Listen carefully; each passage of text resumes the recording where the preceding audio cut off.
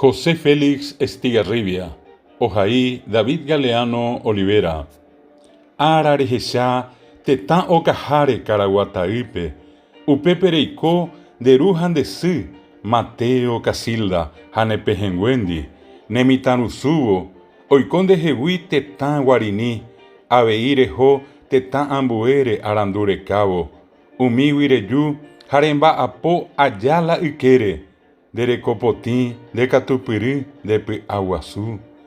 Upeinte ou Ñonainovaí, Janeserejo, Chaco Pisinovo, Reye Porabo, Jauicón de Jehuí, Motenón de Jara, Jareizambujiña Neretami, Maimá Ñonainome, Boquerón Corrales, Toledo Nanagua, Campo Vía Ingavi, Jambué Tendarubi, Piapín Barete, Japi Aguazupe, Nendiveo Pitá Mandu Anamime, Rojas Silva Franco, Caballero Irala, Yacaré Valija, Emiliano Re, de Gendivecuera, Pelle Pita Sowi na Peñeme Ei, Pejupi Bate, Paraguay Poiwi, Ponaite Así.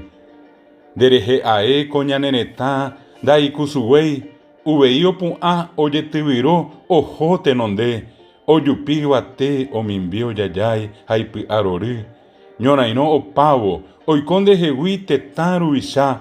Japeten Ara, Rebebe Yahvé Nerembirecondi, Reyujuta Pere, Tecobe Pajá, Upeba Oyehu, Altos Oinjame, Amó Ibate,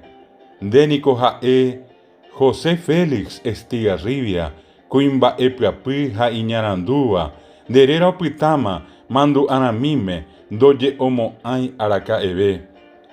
José Félix Estigarribia nació el 21 de febrero de 1888, ingresó al ejército en 1920 y falleció el 7 de septiembre de 1940.